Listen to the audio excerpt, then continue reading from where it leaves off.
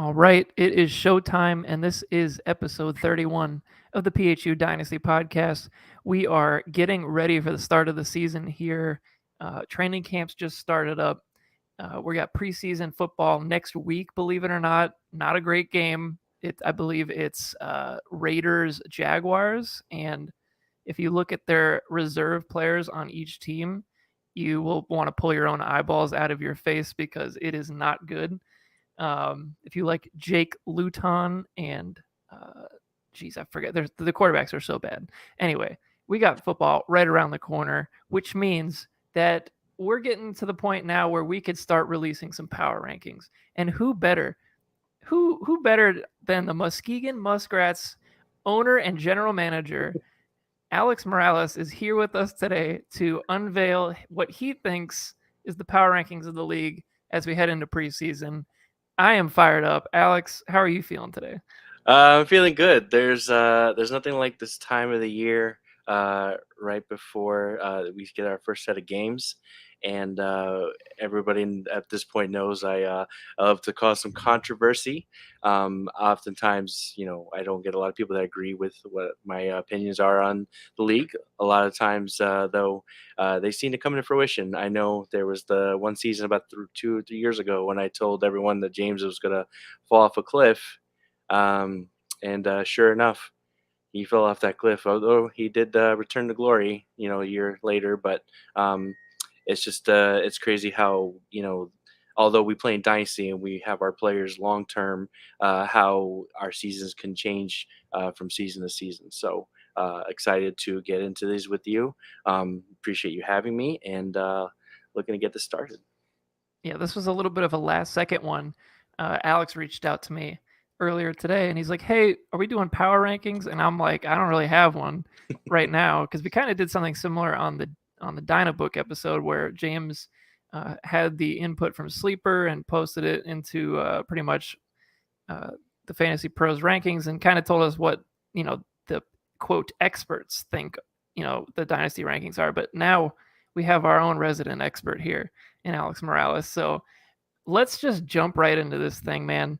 And I think everybody knows who 10's gonna be, and it is moi. Um, I don't plan on winning many games this year. I'm gonna try my best. But like I said, we're the Texas speed bumps this year. We're gonna try to see if we can just at least be competitive. Get some of the young guys out on the field. Unfortunately, we have not had a good stream of luck here to start training camp. We unfortunately lost a few players to injury already. Justin Ross is on the IR and probably won't play at all this year. I was kind of hoping he would be something.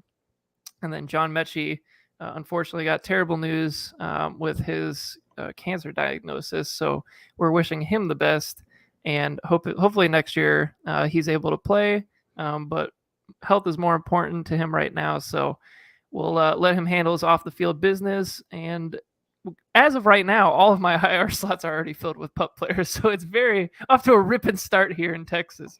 So, Alex, first let me start off by saying we have an interesting format for these power rankings, and it's basically the overall ranking, which is the number you see. But then Alex has laid out an X factor and a bust from every team. Bust is self-explanatory, but Alex, can you maybe explain what you mean by an X factor for us? So these X Factor players I'm going to be getting into, this is kind of like the player that's going to get the team over the top.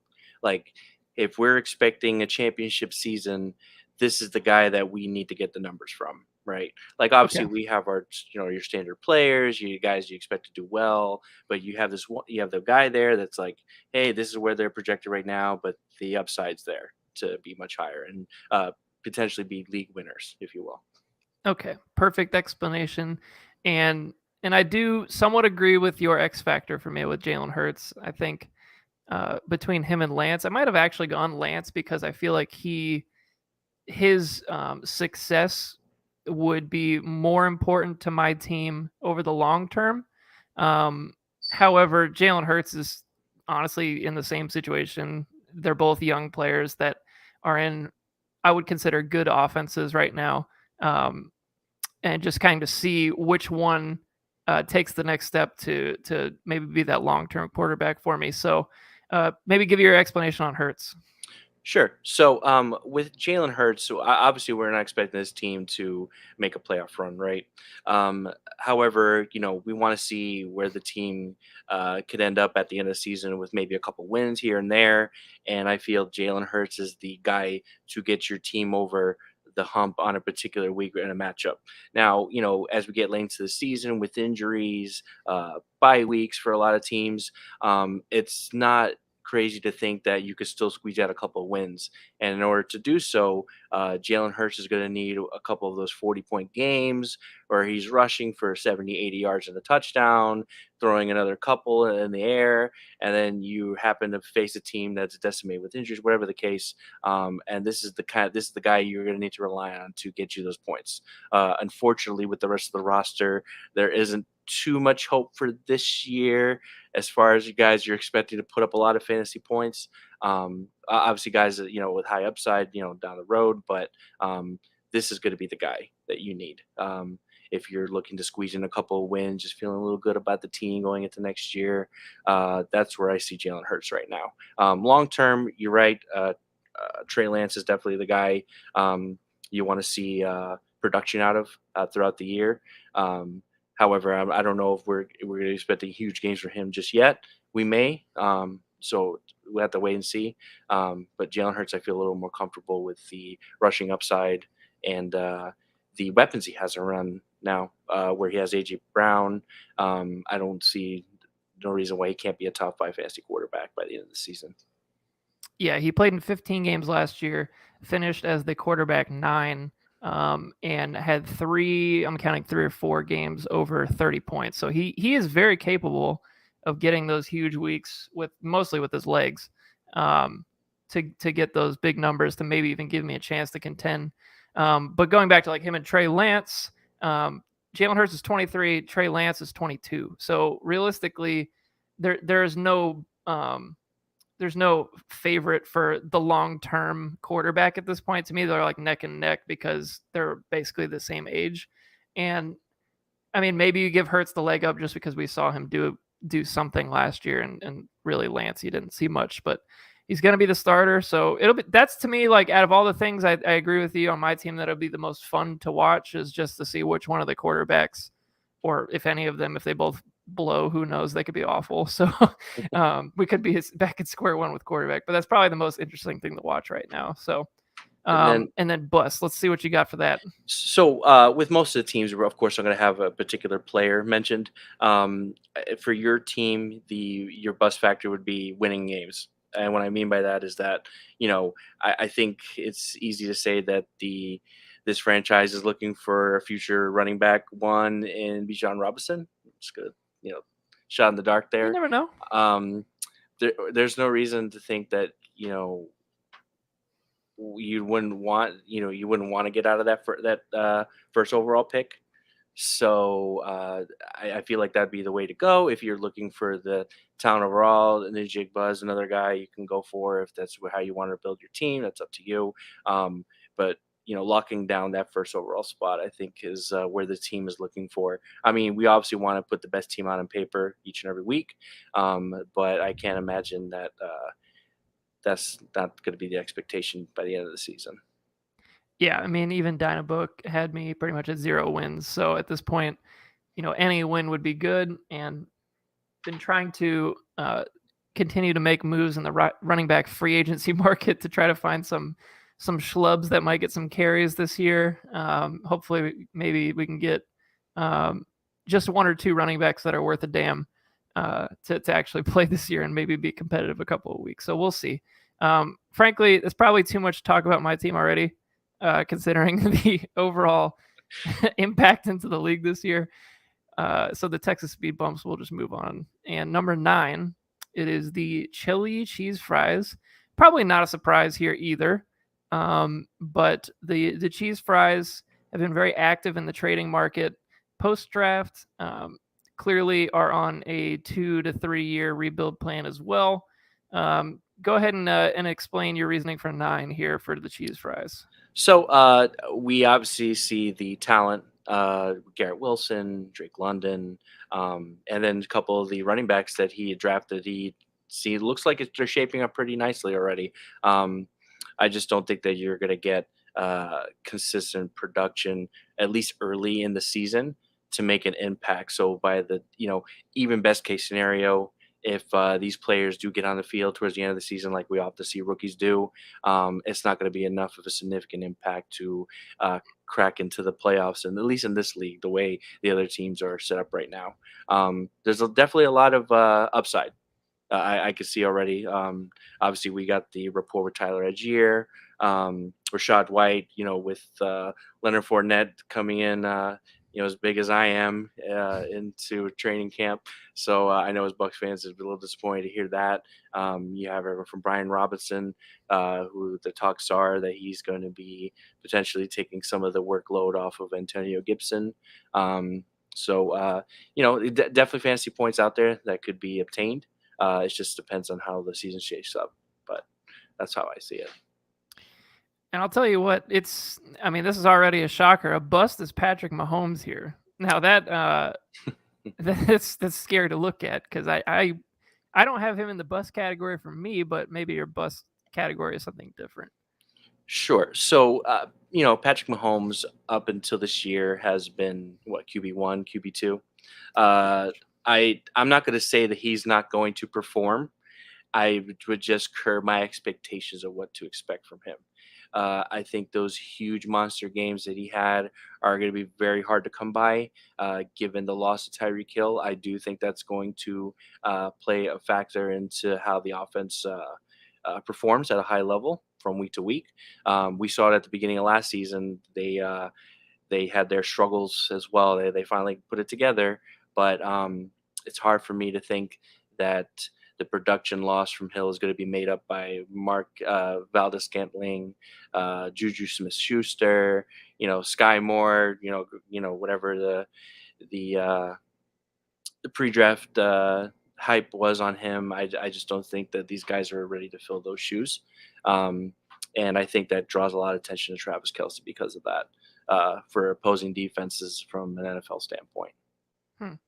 Yeah, if you look at his finishes overall at quarterback, I'll basically start with the year that he played. He was the number 1 quarterback, then the number 7 quarterback, missing 2 games, number 4 and number 4.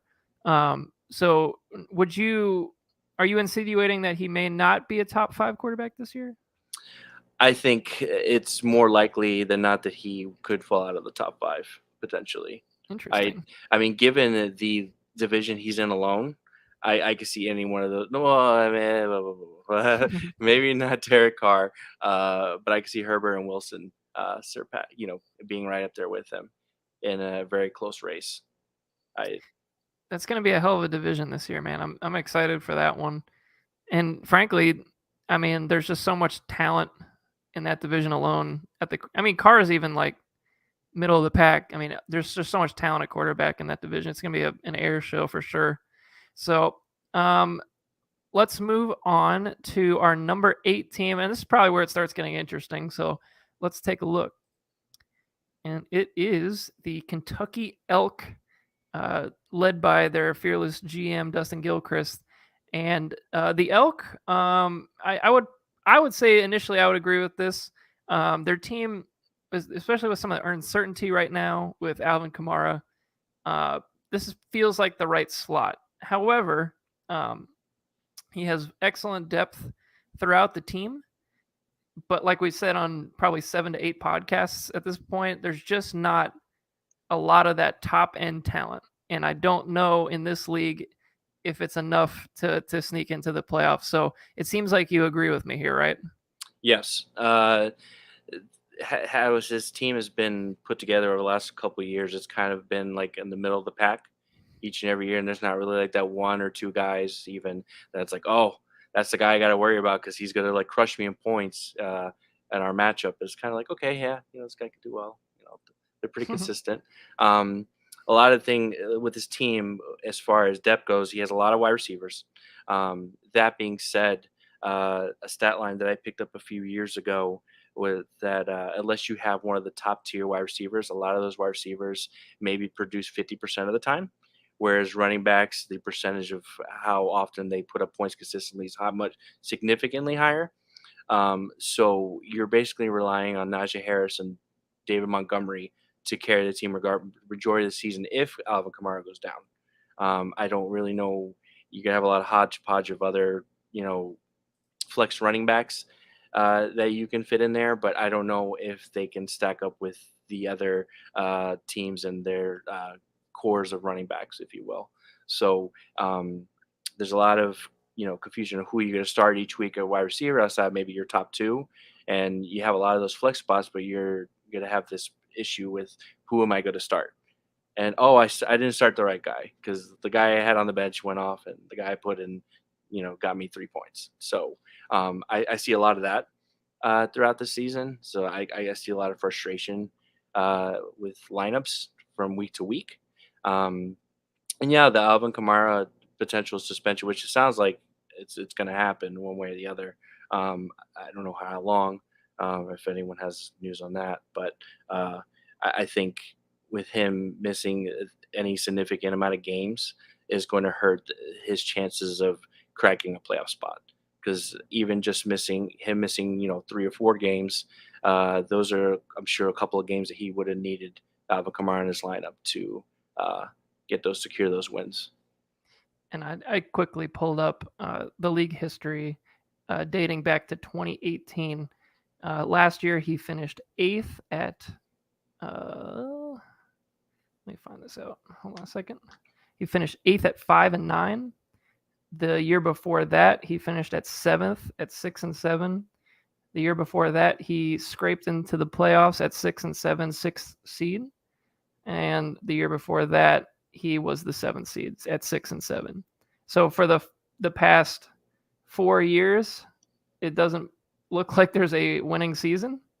And it's just basically been at the point in the draft where, when you get those picks 1.3, 1.4, you're not securing the elite talent that we're talking about that he needs, the team needs. So he's truly in this this muck spot right now, and I'm not sure it's going to change this year. So we'll see what happens. Perhaps let's get into these X factors. We got David Montgomery as the X factor for this team.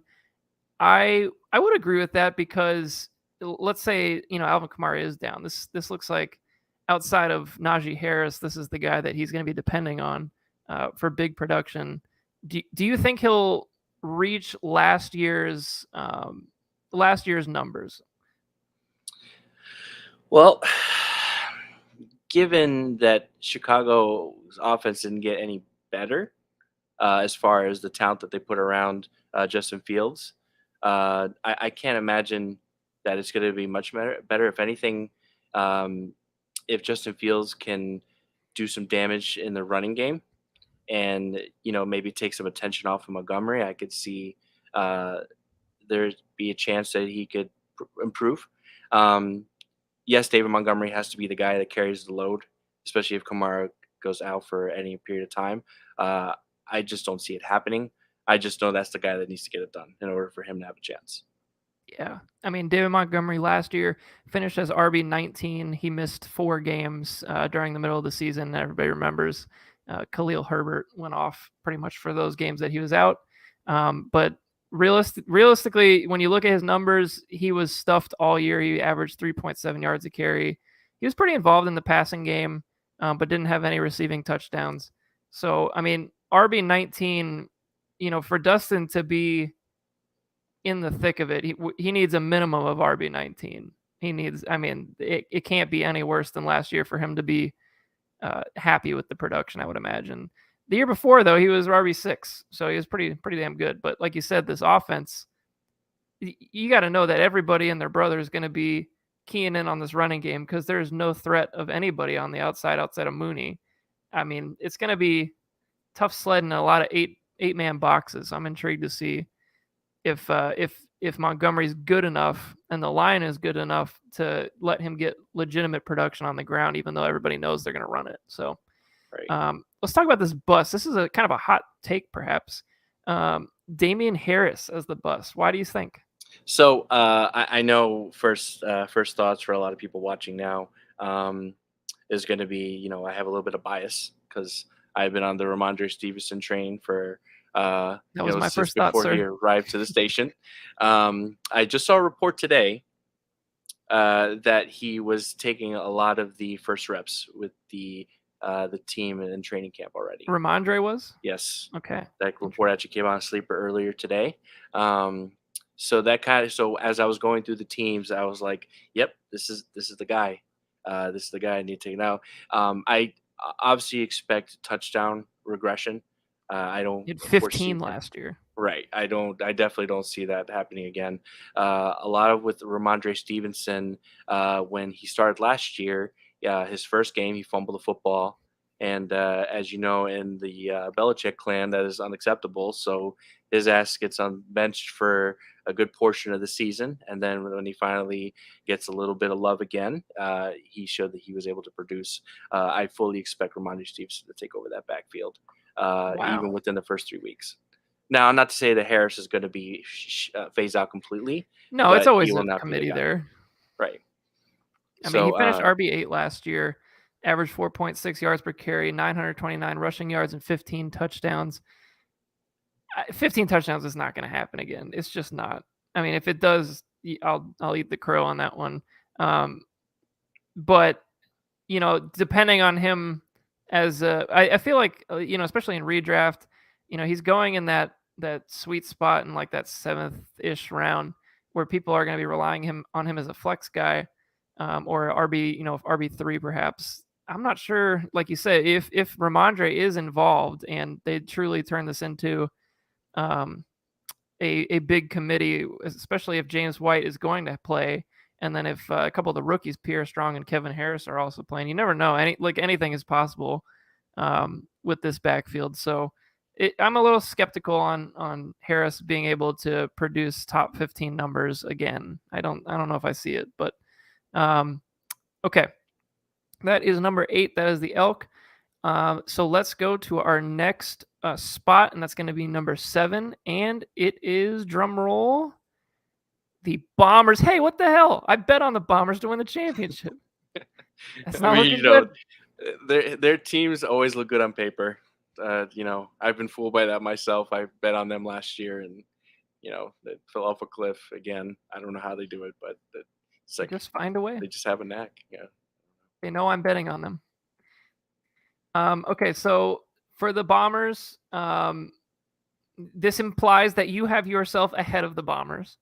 So, yes. I mean, so that is an interesting take in and of itself. So, why do you think this team misses the playoffs? So I look at the other running back stables that we have in the league. Even the worst group that I looked at as an overall, let's just say like the top 3 backs for each team, I like much better than what Justin has right now. As a Cowboys fan, I said from day one I never wanted to give Zeke the contract. We saw the slight decline last year, and I don't see it getting any better. The offensive line is not where it was a few years ago when everyone we stuck behind there was getting, you know, wide open lanes like they used to. They seem to be more focused on the passing attack now. Ezekiel Elliott of old is just not the same guy. Can I rebut on that? I would Yeah, say yeah, give me some hope as a technically Cowboys fan. he didn't regress in any category statistically. He had a higher yards per carry, had higher yardage as opposed to 2020. He improved in. I think the only thing he didn't improve in was his receiving yardage total, which was 100 yards less, roughly. He had way less fumbles. He only fumbled 1 time as opposed to 6 times the year before. I mean, realistically, at least in my opinion, he really only regresses if Pollard gets more touches. I don't think that the talent is gone, and I don't think he really looks that much different than he did in the past. Maybe a little bit less explosion, but like I mean, he was playing hurt for the early part of the year from what I remember. He was RB6 last year, and everybody's kind of down on him. I mean, I think it's the Tony Pollard factor, right? Yeah, well, with Tony Pollard, if you look at his rush per attempt, he was like 4.6. I'll look it up. Hold on. Um, but yeah, Tony. 5.53. No, okay, so even higher than Yeah, I. on 130 carries too. It's pretty wild. So, with the Cowboys, the targets with Amari Cooper being gone, and we're not really sure who our wide receiver 3 is going to be at this point. There's speculation, whatever. It looks like Gallup is going to be back sooner than the team anticipated as well. Tony Pollard is being used a lot as a third wide receiver. He's being lined up on the outside as well. I expect the team to utilize him more than they have, and they obviously see the explosion and the home run hitting ability that he has. Whereas with Zeke, I just the it seems to be a consensus from a lot of experts as well that we're just seeing the beginning of the decline, and I would not feel comfortable with Zeke as my RB1 at this rate. Mm-hmm. And No, that that makes sense. I mean, as a RB1, you're basically. Yeah, I mean, he's only had 1 year outside of the RB1 total so far in his 7-year career, and it was in 2020, missing a couple of games as well that year. But I think the big thing, even for Zeke, when it comes to like third down usage and pass catching and all that, Zeke is the best pass protector in all of football. So in those situations where it gets to third down, I think you'll see a decent amount of Tony Pollard split out into the slot or, kind of a wing back or 2 running back sets. I think they're going to find ways to get him on the field because he does have explosiveness that nobody really has on the team, which is, for a Kellen Moore offense that likes to be run and gun and spread out and a lot of shotgun sets, like he'll be on the field a lot, but so will Zeke because of that pass protection. So I really don't think I'm as scared as others are on Zeke this year. Now he's 27, but next year I'd be more concerned because I think he's got 1 or 2 more years on. I think he's got 2 more years on this contract. This ridiculous contract he got for really no reason. Jerry just could not figure out how to run this team and still hasn't really. But when it comes to contracts, at least, he would rather get rid of Amari Cooper than Zeke. So really stupid. Anyway, I'm not as low on Zeke, but I also don't feel like you mentioned he's with this team build. It's Zeke. It's the guy you have in your bust category, Josh Jacobs, and kind of Seattle backfield as far as their stable is concerned. And when you look around the league, you got Dan, who's got good running backs. You got Scavelli, who's got good running backs. I would argue that his stable of running backs is in the bottom half of the league for sure, and that it's tough to win without him. So I get it. Maybe explain why you have Josh Jacobs as a bust. So with Raiders fans, they were waiting for Josh Jacobs to be that bell cow running back, right? And they just do not utilize him in the passing game. They keep bringing these asshats in every season to take the pass catching role in that offense. And up to this point, if I'm not mistaken, they did not give him the extension on his contract. No, he's playing as a contract year this year. Right. So it feels like they are okay with moving on from him, and they draft Samir White, who I think has a chance to kind of shine towards the end of the season. Actually liked him a lot in the pre-draft process. We've just been waiting to see this breakout from Josh Jacobs, and at this rate, it doesn't look like it's coming. And for him to be the RB2 on the team is I don't think that's going to be enough, and I don't even expect RB2 numbers, let alone. So I just don't feel like this is the kind of guy that you can rely on a week-to-week basis, or at least give you those bigger games, if you will. I think the offense is going to be run through the air. You have Darren Waller, you have Devontae Adams. I don't see where the running game is going to be an afterthought with Josh Jacobs as the primary back. I mean, he finished in 2019, he was 14, 2020, he was 8, and last year he was RB15. So he's really been kind of in that RB2 role. However, the last 2 years, he wasn't very efficient. He only had 4.0 yards per carry and then 3.9 the year before that. So it's not over efficient. They still have Kenyon Drake. They have Brandon Bolden still as kind of those third down kind of guys, and then Zamir White, like you mentioned. And I think the thing that maybe you didn't mention is the Josh McDaniels factor coming from New England, who historically loves to just every week change their running back and have a different game plan, week to week. So maybe that does hurt him. However, I do think Josh Jacobs is a good back. And I think they're smart enough to see, his value as a runner, and he's a great third down back as well as far as pass protection. So I do think he'll be on the field quite a bit again, as he's been the first 2 years of his career. But I think I'm a little bit lower on him just because of that New England offense factor. So we'll have to see. A bigger we'll have to see that we've been saying for the last 3 years is Michael Thomas. I think we both know why he's the X factor, because if he can get on the field and play, he could be a stud. Do you think he will side on, or if you had to, choose a side, do you think it's going to be more a lot of nothing, or do you think it's going to be a big hit? Like, where are you somewhere in the middle? Well, I don't expect what he produced in his last big season. I don't think anybody does at this rate. But I think he can do wide receiver 2 numbers, definitely. And I think that's enough given the roster that Justin has now. I think that would be enough to get, make up for the running backs, if you will. I like the wide receivers a lot. I mean, no one's disputing that. He's got some of the best wide receivers in the league, as maybe the first 4 or 5. That should be enough to earn him a playoff spot if Michael Thomas can play anywhere near he did before his injury history. Yeah, his first 4 years in the league, he was top 10 every single year, had 1,000 yards every single year, and then was number 1 actually before the injury. So it's been 2 years since we really seen anything from him. However, I'm just reading a report now that he expects to bounce back strong. He did all the drills today with the training camp, except for the full team drills.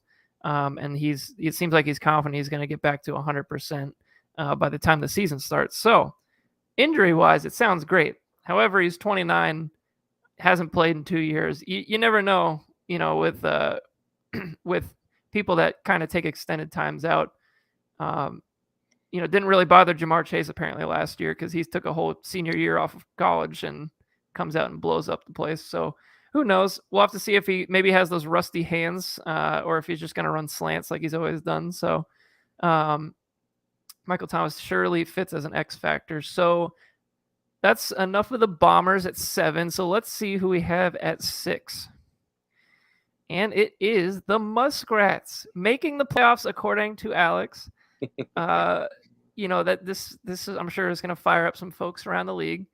However, I'll say this because, I know you'll talk about your team a little bit, but the Muskrats have done quite a number of deals in recent months here. The team is looking, frankly, more formidable than ever. I would say, as at an expense of the draft picks, of course. You literally only have 1 pick over the next 3 years. Yes. However, the team on paper doesn't look all that bad. A lot of great running backs now. Personal favorite Chubb, and of course my bread and butter James Robinson, who I'll be rooting for from a distance this year, just because I love the kid. He's just a good kid. Just shows up and plays ball. However, there are some question marks still with the team. I still think there's some question marks at quarterback, which we'll get into at the X Factor here. And I would like to see a little bit more perhaps out of the receiver room as far as top end talent. However, I do see a route where a few of the players on your team get there. In particular, T. Higgins and Michael Pittman. I could definitely see Higgins kind of vaulting himself up with another great year. And I could easily see Michael Pittman improving on last year's numbers. He finished at wide receiver 16 last year with Carson Wentz and gets, to, in my mind, an upgrade at Matt Ryan. So, I mean, he was at least the wide receiver 2 last year. I think there's an outside chance he can get to a wide receiver 1 status this year. And then there's some other good players too, like Waddle and Judy with some upside. So even though I think there are some question marks, there is a way this team can make the championship, with a super hot playoff run. So I get where you're coming from. Now, I know there'll be some other people that disagree, but I think the biggest thing is just quarterback play right now. It's the only spot on the team where I look at it and I'm not happy with it. Do you is Jameis Winston your plan as a week 1 starter right now? It looks to be that way. The way I have my lineup set up right now, I have to see what the progression of Trevor Lawrence was from Urban Meyer offense to Doug Peterson. I gotta wait and see. I want to give it a couple games where I'm like, okay, they don't have the super high end weapons, but the offense is moving. He's making plays. Before I feel comfortable having him in my lineup, I still have confidence that he'll be just fine. I'm just not ready to just throw him in week 1 against Washington defense. That was number 1 against the quarterback. So just want to wait, give it a week or 2. Yeah, I mean, how that Winston's changes. certainly got upside. Well, Winston, I like the fact that the Saints defense is going to give him opportunities to score. Their defense is one of the top in the league. They're in a division that, outside of the Bucks, they don't have, too much to worry about, honestly. I mean, the Panthers don't look like they're going to be making a playoff run anytime soon. So obviously, the Atlanta Falcons.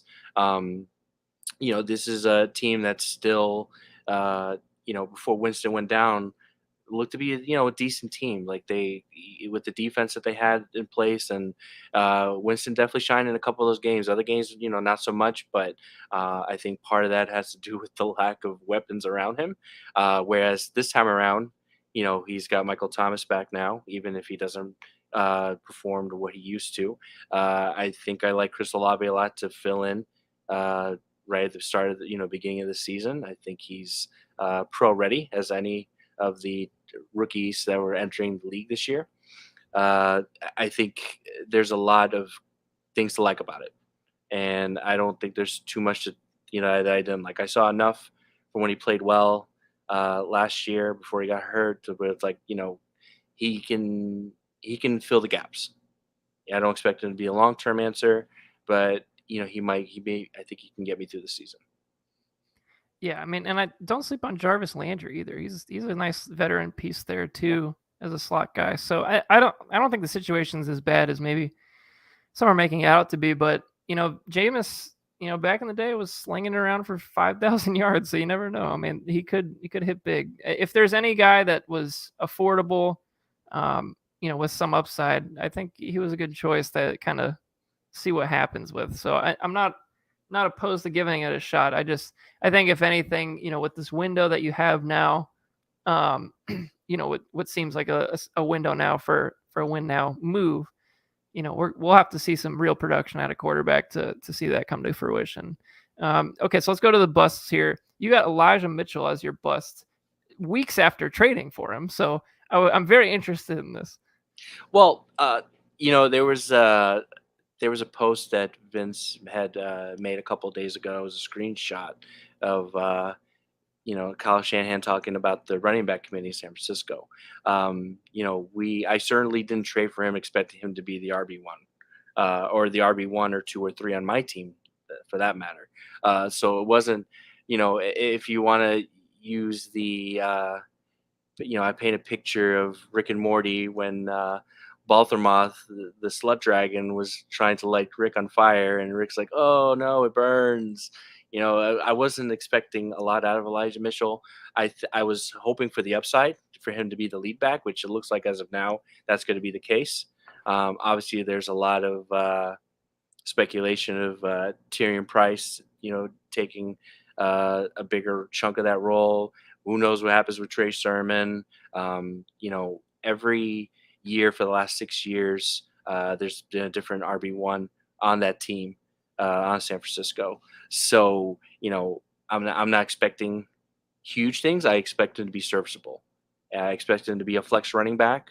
So if he's my fourth or fifth best running back, I am perfectly fine with that. So I don't know where the expectation was that he was going to be one of my top guys, but I'm not expecting that from him. If I get it, great, but it's not gonna, I'm not gonna lose sleep over it if he's not. Yeah, I think at the very worst, he's a quality depth piece flex guy, like you were mentioning. So I would agree with that as well. Okay, let's go to the number 5 team. Now that we got Alex out of the way, and the Muskrats making the playoffs, as a matter of fact, let's see who edges them out for the 5th spot. And it is the Lake Lure Long Gamers, led by Sean O'Shea, co-host of the podcast. The Long Gamers have also made quite a few moves this offseason to bolster some depth, get some other pieces moved around as well. And I do think he is in a pretty solid spot in the league as far as his playoff chances. He's got Lamar at quarterback, which is always a good thing for fantasy, and Jonathan Taylor as his RB1, which, of course, everybody loves that. And he's got a pretty nice grouping of wide receivers as well. I have some doubts about a few players in the wide receiver core. However, I do think the player that I'm most concerned with also seems to be your X factor as well. So I'm saying Clyde Edwards-Helaire. It's apparently he's already on the PUP list again. I'm not sure he's ever going to be what we thought he was going to be coming out of college. I mean, but it's just the PUP in training camp. Like, will injuries pop up again? Probably, but it seems like they brought in some quality depth there. And I guess if you want to call Ronald Jones quality, but they brought in guys that could potentially take work away from him if he's not living up to the expectations. So what do you think about this Chiefs backfield? And Sean does have Ronald Jones and Clyde Edwards-Helaire. Right. So kudos to him to securing Ronald Jones in that case. Because, Clyde Edwards-Helaire up to this point has been unreliable as a starting running back.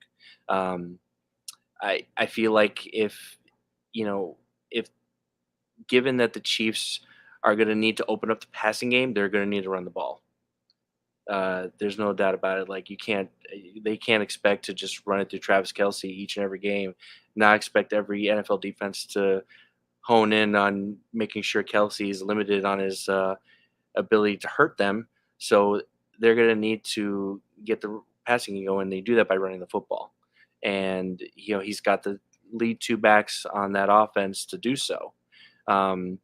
So regardless of whether it's CEH or Ronald Jones, he at least has the top 2 guys to have that opportunity to get those yards, to get those carries, to get the touchdowns that the Chiefs are going to score inevitably. Now, there's also the possibility of one of the other guys that, I think it was Pacheco is one running back that they have in their eye, that there's been talks about him. Derek Gore, who had a couple of nice games last season. There's not a lot of super confidence, but given that this backfield looks like to be his RB2, he needs it. He needs them to be productive really bad. Otherwise, things are going to go south. Jonathan Taylor can probably carry the load, but, are we feeling comfortable with throwing all wide receivers in our flex spots each and every week? Guys that are gonna, maybe give you 3-point games, those in those flex spots versus having another running back or two. So although I'm not great about the running backs, it's hard for me to knock him down too much with Jonathan Taylor being as dynamic as he is. Yeah, I mean Taylor, he could score enough for 2 flex spots honestly on a given basis. So Right. he's pretty great. And Edwards-Helaire still has that upside, and he was a first round draft capital pick. So they're not going to just not use him. It's more going to be availability and what he actually ends up doing with the touches. But he's going to be on the field as long as he's healthy. You have the bust as Robert Woods, which was one of his acquired offseason pieces in that depth trade during the draft with myself. Is it the injury that bothers you with Robert Woods? It's the injury mixed with the offense he's going to. I don't think they were Ronald Jones fighting for roster spot. Yeah, I so saw that as well. that is unsettling if it's if it's your team, for sure. Especially if you're looking to have some handcuff security. But yeah, I mean, Robert Woods seemed. I know it seemed like the easy pick to make. There's a lot of guys that you could make the argument for, but I actually kind of like Cortland Sutton, for example. Depending on if you're on team Jerry Jeudy or team Cortland Sutton, uh, there's people out there that are saying one of the two are not going to be playing as well or not be very productive compared to the other. I think there's room for both wide receivers to have significant production. So that certainly wasn't going to be a guy I picked. Same thing with Kenny Galladay. I still think there's some room in there in that Giants offense. Between him and Kadarius Toney. But going back to Robert Woods, it's not an offense that excites me.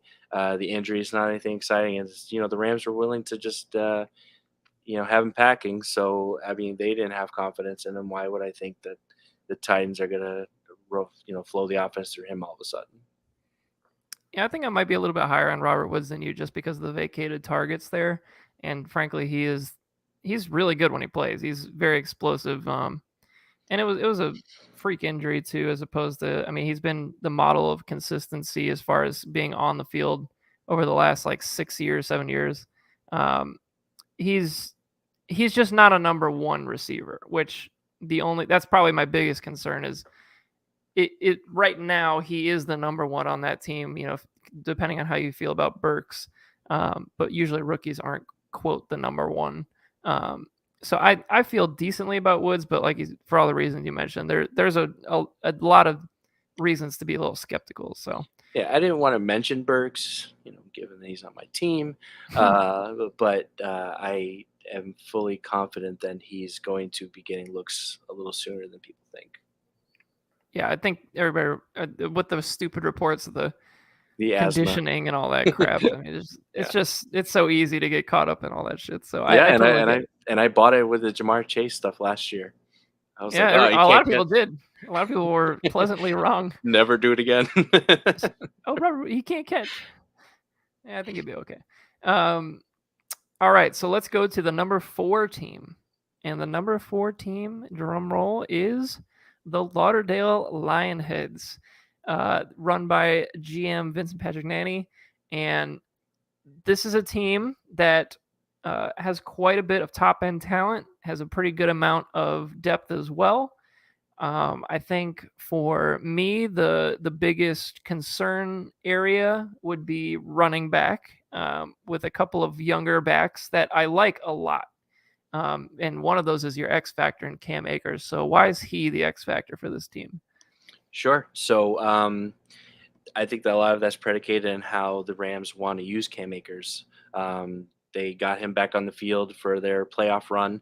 Well, not playoff run only, but a Super Bowl run. Um, they know that even at Cam Akers at 75% was their best option at running back. However, I don't know how they're going to go into this season over the course of 17 games. And they're like, hey, listen, if we want to, make another run at this championship, do we really want to put a heavy workload on Cam Akers to begin with? So I don't think it's so much the talent that he's not capable of doing it. It's more of how the Rams decide they want to utilize Cam Akers. Is he going to be as quite explosive as he was before the injury? He was service. He was solid. I think he could have been. I think he could have been better before the injury occurred. So let's see how he does this season. But I definitely think he's a guy that could crack a top 10 running back position by the end of the year if he stays healthy and gets a very healthy workload in that offense. Yeah, I think my my thought on Akers is I'm a big fan of his talent coming out of college. I thought he was super underrated in the draft. So I think I'm lingering as far as my optimism for him this year. The injury is tough. I mean, there's no doubt about it. Achilles injuries are not good for running backs. So that is a concern. I think the thing I would have actually put my X factor as Javonte Williams probably, and that's because I think he's being undervalued somehow. As like I've been doing some redraft mock drafts and whatnot, and I feel like Melvin Gordon. People are expecting this year that it's going to be another like literally 50-50 workload. I don't think that's going to be the case. I think Javonte takes a much bigger step and has a significant amount more carries than Melvin Gordon does. And I think that because he's the more talented back. It's a new coaching staff that is an offensive minded coaching staff. So they know talent when they see it. Melvin Gordon's getting old. He's 29, I believe. And when you look at Melvin Gordon's contract, as opposed to, I'm doing my Brian Windhorse. Why did this happen? Why did they give Melvin Gordon a quarter of the contract that he got the previous 2 years? Now, age is one thing, obviously, but they gave him a $2 million deal, and the contract he got a couple of years ago was $16 million deal. So it's significantly less, and $2 million in, frankly, in the NFL grand scheme is nothing. I mean, it's minimal at best. So I think with the money they gave him and the overall talent level of Javonte Williams, I think he's going to step up big this year. I think he's going to be an RB1. So I think, and I think people agree with me probably, in the Twitter sphere and experts as far as his talent level. It's just a matter of the carry split. And I think the offensive coaching staff in Denver is smarter now. And they'll see when Javonte's on the field, he is a home wrecker. The guy blows over everybody at the most yards yards after contact last year, I think, except for like Nick Chubb maybe. So I'm super high on Javonte, and I kind of just wanted to take a couple of minutes to I guess shower some praise on him. So Show the I'm a big admiration. fan. So yes, I'm actually on that train too, and I was kind of a toss up between Javonte Williams and Cam Akers. Although I also expecting Javonte Williams to take a huge leap. I think in the fantasy world, a lot of the people that are kind of iffy about the timeshare that they had last year are more of your casual fans, whereas you have your group of players that are deep into fantasy or listening to podcasts, even during the off season, the last 3 or 4 months, they're not really worried about it. So it really depends on your league. But Javonte Williams, in most of the expert circles is going to be the guy. So I could have put him in there, but I felt it was kind of a given for our group that he was going to be Very true. taking a huge step forward. So let's talk about this bust. Why is Aaron Rodgers a bust this year? Which is very strong words for such a quality quarterback over the course of his career. Sure. So I'll even do you one better. I'm not even sure he's going to be the second best quarterback in this division in fantasy by the time the season's over. Wow, that's it's interesting. Right. Yeah. Yeah. So I mean, I think he's got both of those too. So yeah. So Kirk Cousins, of course, is going to be one of those guys I'm referring to. Given the change in coaching for the Vikings offense, I expect them to be significantly better between Justin Jefferson, Kirk Cousins, so on and so forth, enough to where, if I'm Vince, I'm probably going to be making that change at some point in the season when he starts to realize, hey, Vikings are they're tossing that pigskin around. They've got solid wide receivers to throw to. Where Aaron Rodgers, if I ask you who their wide receiver one is right now, um, or even ask a poll people, you're probably not going to get the same answer from I would say a the. lot of people think Lazard is going to be the one right now. So I'd say a majority. I've seen Lazard, and this was kind of Who's the where other option? Sammy Watkins? Sammy Watkins, He'll be Christian hurt in Watson, 3 weeks. I've seen Lazard, and I've seen what he can do when he's the focal point, and I'm not confident that He ain't he's feeling going it. to be the long term answer. No, if he's your number one wide receiver, and which means that he should be going much higher in redraft rankings, because Aaron Rodgers has to throw it to somebody, right? And if it's not him, who are these other guys that are going to get this production where it's going to make Aaron Rodgers a top 10 quarterback this year? Like, who's Okay. getting those yards? Who's getting I those mean, touchdowns? it's going to have to be either some of the young guys or like Amari Rodgers takes a step. It's not good. I'm not going to sit here and deny it, because their receiving room is bad. Christian Watson apparently is already hurt. It's not great. Now, I believe a lot in history, and Aaron Rodgers, dating back to 2009, has never been outside of the top 10, except for the 2 years that he was hurt in 2017 and 2013. So he's never been outside the top 10. So Alex is saying this is the year that This is the year. he falls off in 2022 at age 38. This is when the wheels fall off, apparently. Interesting. Yeah, this is a hill I'm ready to die on, and the two quarterbacks I aforementioned that I think are going to end up higher in total fantasy points, assuming that they all stay healthy. The three of them is Justin Fields and Kirk Cousins. All right, a Justin Fields lover. You'll love to see it. All right, we are almost at an hour mark, so let's keep rolling along here to the number Sure. 3 team. And another drum roll. Number 3 is the Philadelphia Lampposts. Whoa. Sorry, Dan. Squidward. I am flabbergasted. Okay, so we have the Lampposts at 3. The Lampposts have also done some off-season tinkering with the roster, mostly with the Armadillos getting some help at receiver in Devontae Adams, and then also getting Travis Kelce to pair with Mark Andrews. So very interesting off-season deals for Dan. I would say that most people think he's the favorite. So this is quite a surprise here at 3. Why is he number 3? Sure. So, the starting lineup looks really pretty, as everyone would say. Am I a pretty girl? However, I have a lot of question marks about where the team goes if a couple of injuries occur.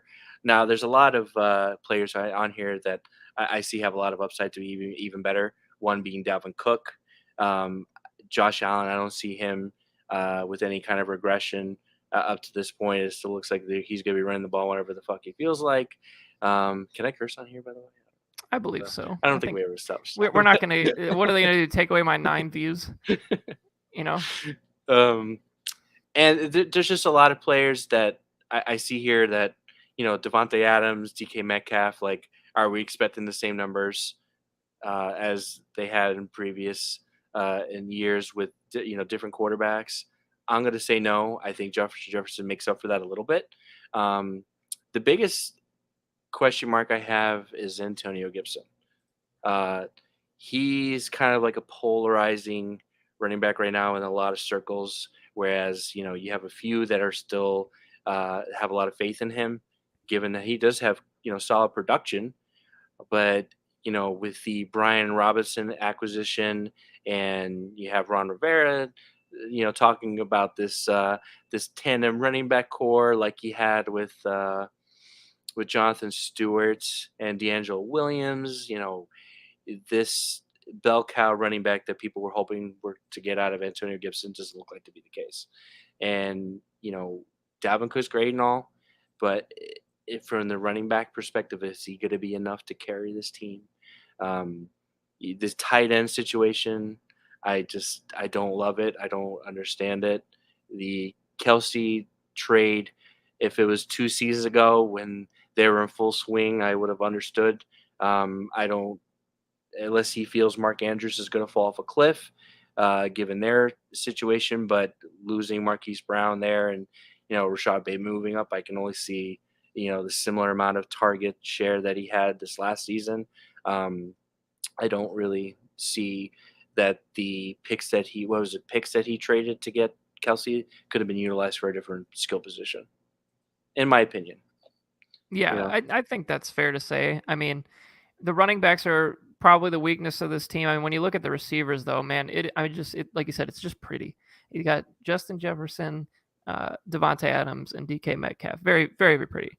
But to go back to Gibson, last year, surprisingly, he had the fourth most carries in the NFL. That that blew my mind when I heard that. I was like, man, I did not realize he had that many touches on the ground. They did bring in a lot of competition. Well, not a lot, but they did bring in quality competition. And I still think McKissick's going to touch the ball there too. So sure. I feel like if Gibson looks as good as he did last year, as far as his overall performance and the amount of carries he gets, this team's going to be probably just fine. But he's already like banged up from what I've seen on Sleeper, which Yeah. I just hate. I hate going into the year with a guy injured. It's just like, what were you doing? Like, did you just get hurt just running around playing basketball? Just don't get hurt in the offseason. I don't know how. I mean, I know how it happens, but like, it's just very frustrating in Sleeper, at least, to see your guys already hurt before the training camps even started. Yeah. Because I mean, frankly, it's usually like off-season workouts or they're doing their own stuff at home. It just never bodes well towards, especially if it's like a hamstring, which it is a hamstring. Look at that. I don't like that. But this team, I think the running backs are clearly the could be the downfall of the team, and really the only young buck, if you will, that shows some upside. We haven't even seen him play yet. It's Dameon Pierce, really, and Pierce he could be a 2-down back at the end of the day. So we really don't know. So I see the reasoning for 3. I just really believe that the rest of the roster will carry him to. I would say that I think he's a championship team for sure in my head. I mean, obviously things happen during the year, but I like his team plenty to get into the championship. So I think I disagree with you here, Alex. Yeah, and this is where the tier break was for me. So it's something that we didn't really touch on when we started. So Oh for yeah, I didn't really the include top that. three Sorry. teams, no. The top 3 teams I have in their own tier. So I don't think the separation between 1 and 3 is all that significant. Then the next tier break goes down from 4 to 8, and it ends in the third tier with 9 and 10. So I'm not saying that there's not a path for him to be the best team in the league. Was all said and done. I just like a lot of the past for a lot of other players and other teams more than I like where Dan's team's going. All right. So that does it for number 3. Let's go to the top 2 teams. And number 2 is the defending champion Los Angeles Lambs, led by James Sifu. This team last year had a great run to the title, and really without his best player, which you have as a bust. So it seems like Alex doesn't believe in a Christian McCaffrey healthy season. Is that accurate? I think it's more of I don't expect the numbers that he put up a few years ago is going to like the days of him being a top 5 running back. I think I think are going to be hard to come by the rest of his career. And why is that though? Is it the Well, usage? Is it the health? Just yeah. So given that it's been 2 years of this now with Christian McCaffrey, and the Panthers paid a ton of money into this guy. So let's just say they keep him. They're going to keep him as a lifer, right? Like, do we really want to keep pounding him into the ground when the team's really not going anywhere. And this is a conversation I think we've had a couple of shows ago about where I thought CMC lied in the potential future plans of the Carolina Panthers. Um, I think he's a fine running back. I'm not saying he's just going to fall off the face of the earth. I wouldn't the expectations of him being one of the the elite running backs that's going to be a league winner. I think are I think those days are gone. I mean, as of right now, even if he does it, it would be 3 years removed from that RB1 season where he had like 1,000 yards, 1,005 yards receiving, 142 targets, and almost 300 carries. That's just an absurd amount of money on the ground and in the air. So, I mean, frankly, this team is. I would think with Matt Rule being on the hot seat, which he absolutely is. He is their best player, and he's healthy, and he's going to have a normal training camp. I don't know if they give a shit about running him into the ground. I think they will do it because he's 26, he's in his prime. They're not winning shit in the next 2 to 3 years probably. And frankly, in order to save his job, his best chance to score the ball is with Christian McCaffrey. So I have a hard time believing that they're not going to, give him that full workload. And really, it just comes down to health. I mean, I think for him to get into that top 5 that you were mentioning, that you don't think he'll get into, I think as long as he's healthy, I think he's going to do it. But I don't think I'm not confident in him staying healthy at all. I mean, he's turned into the Saquon Barkley, kind of 2 at this point because both of those guys, they're kind of in the same boat this year. You just don't know. I mean, it's gonna literally, they're gonna get used, but you don't know if they're gonna stay healthy. So I kind of disagree with you on that. I think realistically, he's gonna get so many damn touches as long as he's healthy. They're gonna use him. They have to. They don't have a choice. Is it Baker Mayfield? He's going to march down the field? No. It's going to be freaking dump offs to McCaffrey and freaking DJ Moore slant routes. That is their offense. They don't have anyone else. So where do you think I'm sorry. No, where do you think the team ends in the division? I think they're 3rd in the division. By the end of the season? I mean, the Falcons are going to be bad. They don't have anything. I still don't think Baker is good. I think he's like in the 20 to 25 range of quarterbacks probably. And they don't have enough firepower on this team. Like DJ Moore's very good. I think he's pretty much underrated every year. I mean, he's a quality player. He just never puts up the touchdowns. Right. And then McCaffrey is McCaffrey. I mean, if he plays and he's a stud, that's great. Their defense is improving quite a bit. I'll say that. The Panthers' defense is improving. But I just don't think the firepower is there outside of the 2 guys. I mean, like Terrace Marshall didn't do anything last year. Robbie Anderson is like on the verge of retirement. They don't have a 3rd receiver, a 4th receiver. They don't have anybody else. And their tight ends haven't really done anything yet at this point in their career. And they're overpaying the shit out of Ian Thomas. I don't even want to start on that. Ian Thomas got a dumb contract. I don't get it. So no, I think this team is going to be below 500 for sure, and they're not going to be in the playoff hunt. I don't think so. That's where I'm at with the Panthers. Okay. Let's get to the X factor real quick. So we got AJ Dillon. I think this might play into your X factor or one or the other for the next slide, so we can kind of make it a duo here and call it the Green Bay backfield. So how do you see things shaping out with AJ Dillon this year?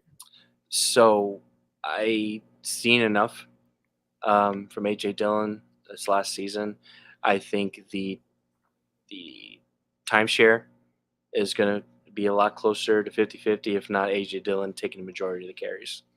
I think he is going to be the back that they need to rely on for the offense. in order for Green Bay to be successful. And I think that a lot of that's going to be going through him. Now, Aaron Jones is fantastic. Don't get me wrong. Still have love for him. I just think A.J. Dillon is the better back at this point. And I think moving forward for Green Bay, he's going to be the guy with the ball in his hands. Do you think it'll be a 50-50 type workload, or do you think it'll be shaded one to the other? I think the minimum is going to be 50-50. But I think A.J. Dillon's going to be taking over that backfield this season. I mean, A.J. Dillon last year really showed quite a bit of pop in the running game, and he caught a lot of balls. I mean, he had 313 receiving yards for a guy that's built like Mike Allstott was back in the day. I mean, just like giant, just a huge hulking back. And obviously everybody's seen pictures of his quads and all this shit. And he is a bruiser. I mean, he is an old school back. I love him. But I also love Aaron Jones too. So it's very weird because, both of these guys are guys that will be productive when given the touches. I just think it's going to be an interesting year as far as to see who is going to get the touches on a week-to-week basis. And kind of going back to, what you think about Aaron Rodgers, I feel like they'll be running the ball more this year probably than ever. Sure. So I think both of them can benefit from that. So let's go ahead to our number one team, and we can continue the discussion with Scavelli taking home the number one power ranking spot for the Muskrats, the Toronto Battle Axes. As of right now, look pretty damn solid on paper. They have Derrick Henry at running back. They have Aaron Jones at running back. Quite a few quality players at the top of their roster. So we can continue the discussion. You think Aaron Jones is considered a bust? And is that basically because you think Aaron Jones is not going to get to the status that everybody thinks he is this year? Or do you just not? I mean, you said you like Aaron Jones, right? It's not because you think he stinks. Yeah, I don't think he's a bad player by any means. I just think that A.J. Dillon is going to cut into a lot of that workload where you were relying on Aaron Jones as a fringe RB1, RB2, where now he's going to sit firmly at that RB2 and potentially creeping into RB3 numbers, depending on how well A.J. Dillon does and how much of the workload he takes. So I still think it's a serviceable back, and given that it's probably his third back right now, if Saquon Barkley can stay healthy, that's fine. I just don't foresee the numbers that Aaron Jones was putting up before. So I would just curb my expectations on previous season production. Yeah, Aaron Jones, I just looked at the numbers. He had 171 carries last year, and A.J. Dillon had 187 carries last year. So he had the workload on the ground. However, he had 37 targets for A.J. Dillon and 65 for Aaron Jones. So, maybe you could say that with the lack of pass catching options in Green Bay, that maybe he bumps up into the 80 target range or maybe even the 90 target range out of the backfield this year, where that gets him his value, and then A.J. Dillon maybe takes more of that that ground game role. So I think we'll have to. That's a wait and see on that backfield, at least for the first few weeks. But do you think? I'll try to make it a interesting question here. Who finishes the year with more fantasy points? Is it A.J. Dillon or Aaron Jones? Because their workload, as it seems like it might play out, is pretty similar. Well, given that I'm expecting the offense in Green Bay to take a step back, I can see that potentially meaning less trips to the red zone. If you're saying with the Green Bay wide receiver core being Allen Lazard being the number one, if he doesn't meet those expectations that people are expecting him to, which I don't, by the way, then yeah, I can see Aaron Jones getting a lot more of those third down dump off passes because they can't do shit in the air. He's going to have to get more of that work. But yeah, I'm just A.J. Dillon. I just think if the offense does well and I'm wrong, he's going to be seeing a lot of those goal line touches compared to Aaron Jones. Now, Aaron Jones is capable. I just think A.J. Dillon is a better option. Yeah, he's the better fit for that. All right, so we have Scavelli here at 1, and we've seen the full list. Why is Scavelli's team better than James's and I'll say Dan's at this point? Because to me, they're kind of in that tier that you mentioned. Sure. So I know from, it's hard because we tend to look at redraft and dynasty under the same lens when we look at players from year to year. And initially, when you look at Scavelli teams, like, oh well, these guys are like all older, how much they've left in the tank, kind of deal, and we always make that mistake, right? And then they end up playing well. And I've done that in the past with his teams, where I look at it, I'm like, that guy's ready to, hit the hay at this rate. But this team, health is, obviously, if I could have put that as the X factor, I would have put that instead. The team just needs to be healthy. I'm not confident in the bench so much, but if these starters can stay on the field for the majority, if not the full season, um, this top to bottom starting lineup looks excellent, and a lot of that has to rely on where Derrick Henry is. Are we going to start calling him an injury prone guy, or is it just last year a fluke? Is Saquon Barkley finally going to put together that season that we've been waiting for since his rookie season? Same thing with Allen Robinson. He had a down season in Chicago. He's got a great opportunity in the Rams offense. Adam Thielen, given that the Vikings are going to be more offensive minded. Obviously, we're not expecting Adam Thielen old, but I think he's still going to be a very serviceable wide receiver, at least for this season. George Kittle, how well that offense progresses with Trey Lance. And then, Leonard Fournette. I know people already are scared off of Leonard Fournette. I'm sure we might see him drop in redraft unless Mike takes him early, which is very possible. But I still think there's a lot of fantasy opportunity for Fournette to do well. Same thing with Aaron Jones. I think he's still going to be serviceable as a flex running back at that rate. So this team, top to bottom, I think, as long, again, health, if they can stay consistent, I think he has enough to be in that championship conversation. And Mike Williams. Yeah, he's not even in a starting lineup as of right now, but he should be. Yes. I think Mike Williams is really good. Yeah, he's your X factor. I think Williams, he was in a contract year last year, and he played excellent football after really not doing anything for the first 3 years of his career. And now he's tied to Justin Herbert, who looks fantastic. Do you think he can repeat what he did last year? So I believe he was top 5 wide receiver before he got hurt, if I'm not mistaken, in fantasy. I can take a look. And there's no reason for me to think that he can't replicate that again with Justin Herbert. I mean, he finished at wide receiver 9, and he played 16 games, but he was banged up. Yeah, he really didn't the whole year. The same. Yeah, so he got hurt. If you watch the games, he didn't really look the same as he did at the beginning of the season. And I think that's where, had he not gotten the injury, I think we would have seen a top 5 performance. It would have held up. Mm-hmm. That makes sense. Yeah, he definitely dropped off towards the end of the year. I know some people had him in redraft were disappointed by some late season performances from him.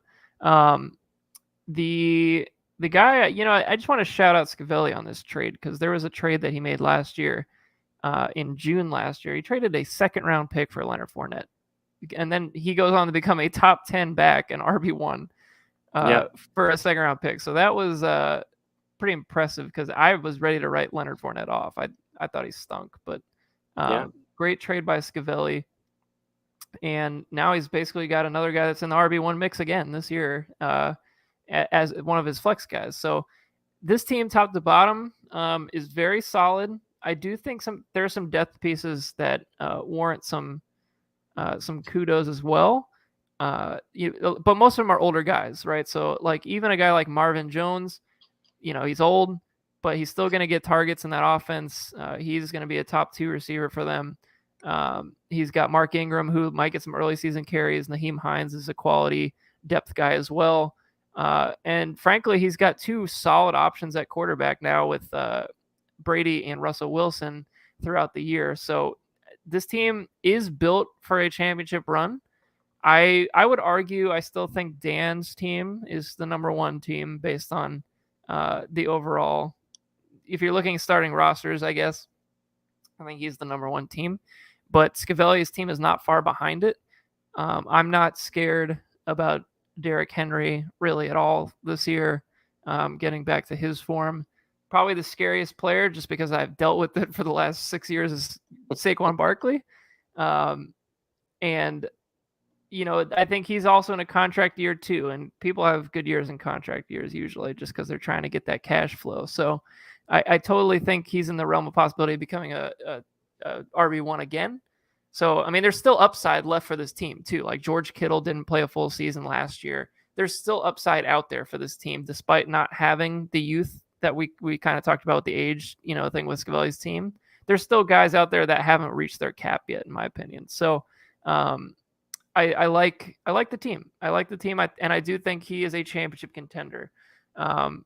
So that actually wraps up our power rankings here from the Muskrats. We're calling it Muskrat Mania, and everybody loves Muskrat content. So we appreciate you very much for coming on and dropping some power rankings on the league. And I think as we get into August, I think we will probably wind down on the podcast, kind of similar like we did last year.